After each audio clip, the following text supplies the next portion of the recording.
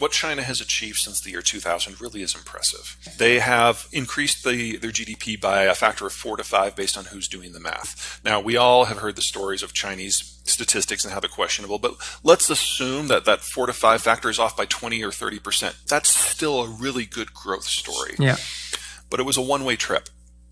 Two problems here. Number one, it was not paid for with trade or with consumption. It was paid for with debt.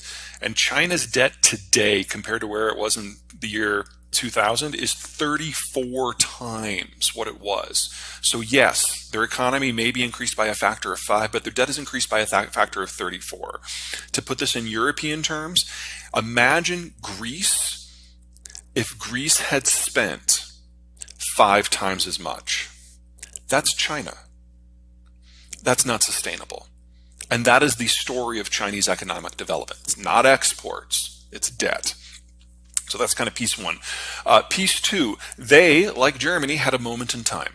One of the reasons that the German economy has done so well, especially since 1990, is the birth rate fell out back in the 70s. And so by the time you got to 1990, you had a lot of people who were 20 and older and very few children.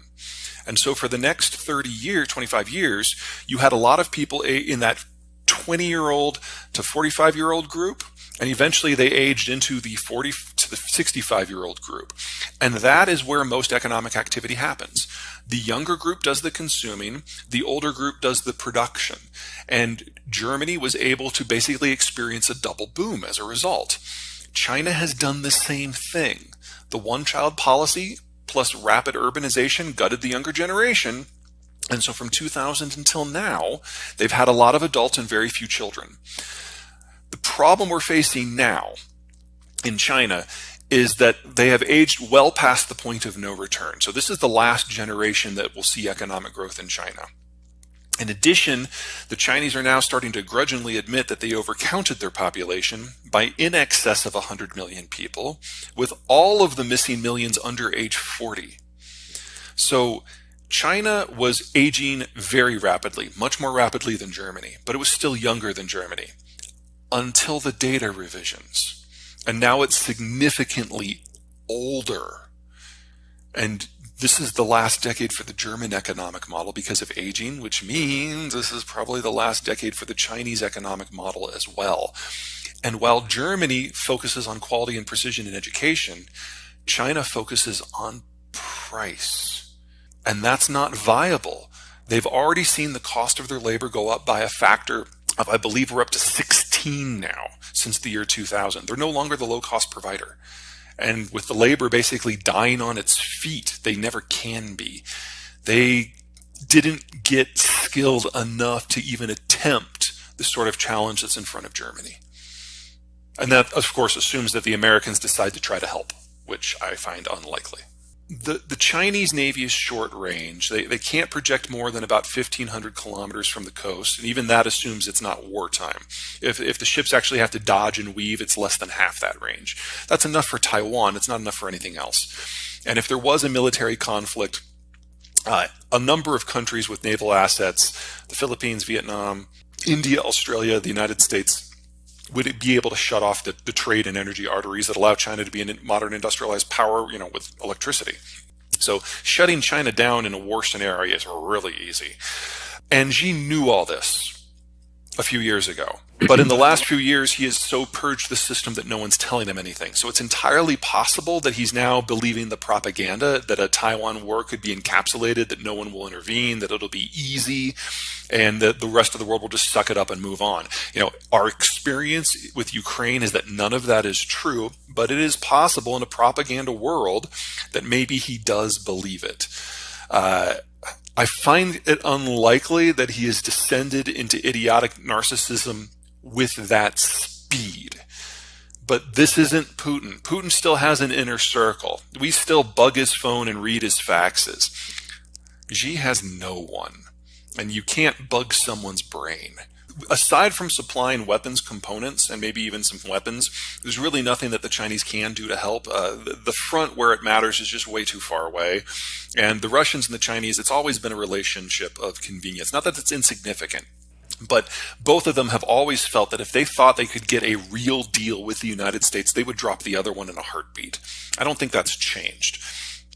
But even if the Russians are facing a complete collapse, I don't think the Chinese are going to get meaningfully involved. Yeah. They know in a world where they actively intervene is one where they go to public enemy number one in the United States. And they know what that means. The Russian system does not require an open globalized system to survive. It doesn't require economic growth to survive. China does. Its population is much more restive, and it's much more dependent upon the outside world simply to feed itself. Russia is a massive food exporter. So the Russians can eat a lot of privation and continue. The Chinese cannot. They just die. So the Chinese are always going to look for a way to have their cake and eat it too. And that's exactly what they've been doing. But if Russia were to collapse tomorrow, what we would probably see is the Chinese basically ask around to Japan, the United States, like, hey, do you mind if we go in and take some bits of this? We are at a point where I don't think even if the United States wanted to rescue the Chinese that we could. I think the problem is too far advanced. I mean, we're nearing a situation in the United States strategically where, for primarily demographic reasons, the United States is going to have to make up a list of countries that we want to support moving forward. And it's very likely that Germany is going to be on that list. So you're looking at something on the scale of a Marshall Plan happening every year for the United States to sustain countries that it finds to be strategically important. We can choose to try to help China or try to help everyone else on our list. And the only way we would decide to try to help China would be if they basically did a strategic surrender. And even then, I think it's beyond America's capacity. Obama was one of the least consequential, worst presidents we've ever had, because for 8 years he didn't leave the Oval Office. He didn't have a conversation with anyone, even his own allies. The reason everyone in Europe loves Obama is because he never called or showed up. Since the Cold War ended, I'd say probably Bill Clinton was our least bad president, and W is our second least bad, and we've just got progressively worse until Trump.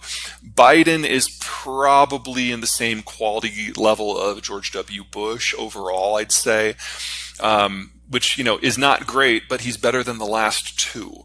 The reason I think he's a shoo-in is Donald Trump is a great campaigner within the American right. And he will absolutely be the nominee. There is no one who can challenge him because there are so many people who are his staunch supporters who will vote for him in the primaries no matter who else is in and no matter what Donald Trump does. So he's a lock to be the candidate. So is Biden. Biden is an incumbent president. They're not going to let Bernie Sanders run as a Democrat again, and the Democratic Party has already closed ranks to prevent a primary fight from even happening.